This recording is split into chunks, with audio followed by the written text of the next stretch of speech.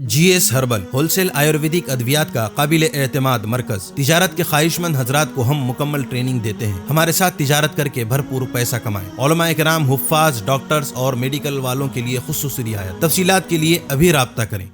ری note wellness nova داد، کھاد، کھجلی، fungal infection اور اس کے علاوہ بڑی بیماریوں کا بھروسہ مند علاج۔ ری نوٹ اس نووا ایک لاجواب دوا۔ تفصیلات کے لیے ابھی کال کریں۔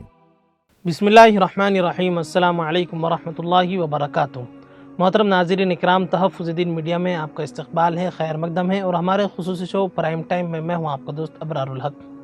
ناظرین، 5 جولائی 2023 بروز بدھ صبح 10:30 بجے آل انڈیا مسلم پرسنل لا بورڈ کا اہم اجلاس حضرت مولانا خالد سیف اللہ رحمانی صاحب صدر آل انڈیا مسلم پرسنل لا بورڈ کی صدارت میں آن لائن بذریعہ زوم منعقد ہوا، جس میں ملک کے مختلف حصوں سے ارکان بورڈ نے شرکت کی۔ یہ اجلاس یونیفارم سول کوڈ پر غور و خوض اور بورڈ کی جانب سے بنائی گئی حکمت عملی کو زمینی سطح پر اتارنے کے طریقہ کار پر روشنی ڈالنے کے لیے منعقد کیا گیا تھا۔ ابتدائی کلمات پیش کرتے ہوئے بورڈ کے سیکریٹری مولانا محمد عمرین محفوظ رحمانی صاحب نے کہا کہ ملک کو قانون کی یکسانیت کی نہیں، امن و انصاف اور اتحاد و سالمیت کی ضرورت ہے۔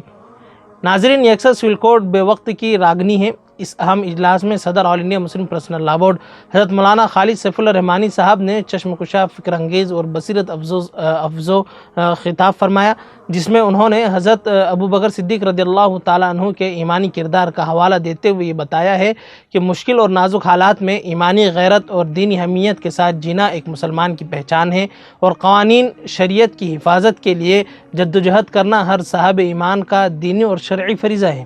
انہوں نے مزید یہ کہا ہے کہ یونیفارم سول کوڈ ہندوستان جیسے کثیر مذہب اور تہذیب والے ملک کے لیے کسی بھی طرح قابل عمل اور قابل قبول نہیں ہے، لہٰذا قوانین شریعت کی حفاظت کے لیے ہمیں آگے آنا چاہیے اور ابھی کے مراحل میں عوامی احتجاج اور سڑکوں پر نکلنے کے بجائے لاء کمیشن آف انڈیا کو زیادہ سے زیادہ ای میل کے ذریعے اپنی رائے بھیجنی چاہیے۔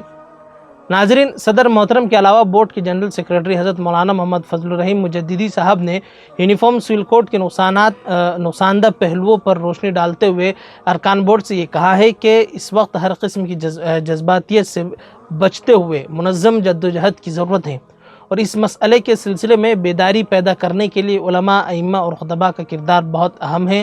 اور اس کے بعد بورڈ مختلف ارکان نے اس سلسلے میں اپنی رائے اور تجاویز پیش کی، جس کی روشنی میں چند تجاویزات منظور کی گئی۔ ناظرین، حالیہ دنوں میں ہمارے ملک میں یکساں سول کوڈ کو نافذ کرنے کے لیے اقدامات تیز کر دیے گئے ہیں، اور الگ الگ مذاہب اور تہذیبوں کے اس ملک کو یونیفارم سول کوڈ کے ذریعے مذہبی اور تہذیبی آزادی سے محروم کرنے کی کوشش کی جا رہی ہے۔ اسی سلسلے میں لاء کمیشن آف انڈیا نے ملک کے شہریوں سے یکساں سول کوڈ کے بارے میں رائے مانگی ہے۔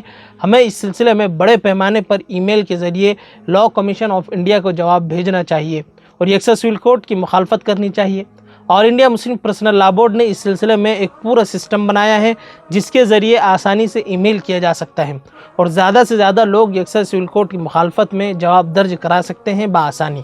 یہ بات بھی واضح رہے کہ آل انڈیا مسلم پرسنل لا بورڈ نے ملک کے حالات کے پیش نظر یہ فیصلہ کیا ہے کہ ابھی ہم لوگوں کو یکساں سول کوڈ کے سلسلے میں صرف اپنا جواب داخل کرنے اور اس کی مخالفت تک کے ہی محدود رہنا چاہیے، اور یہ مرحلہ عوامی احتجاج یا سڑکوں پر نکلنے کا نہیں ہے۔ ملک کے موجودہ صورتحال کا تقاضا یہ ہے کہ ہم ہوش و حواس کے ساتھ ہمت و حکمت پر مبنی طریقے کا اختیار کریں اور وہ اپنائیں، جس سے ملت اسلامیہ کو کوئی ضرر یا نقصان نہ ہو۔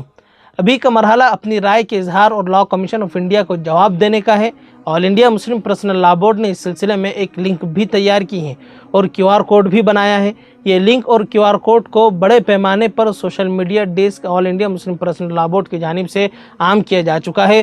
تمام لوگوں کو اس لنک یا QR کوڈ کو استعمال کر کے ای میل کے ذریعے اپنی رائے ضرور دینی چاہیے۔ بورڈ کی جانب سے اس جمعہ اور آئندہ آنے والے جمعوں کے لیے خطابات بھی یعنی کہ خطاب جمعہ بھی جاری کیا جائے گا۔ تمام ائمہ اور خطباء سے گزارش ہے کہ وہ اس کی روشنی میں خطاب کریں اور لوگوں تک کے بورڈ کا پیغام پہنچائیں۔ اسی طرح ایسے تمام افراد جو سوشل میڈیا پر زیادہ فعال ہیں، وہ اپنے اپنے سوشل سائٹس کے ذریعے QR کوڈ اور لنک کو عام کرنے کی ذمہ داری قبول کریں۔ ڈسکرپشن میں بھی اس کی لنک دی جا رہی ہے۔ ناظرین سے درخواست ہے کہ ضرور اپنی مخالفت درج کرائیں اور مجھے اجازت دیجیے۔ السلام علیکم ورحمۃ اللہ وبرکاتہ۔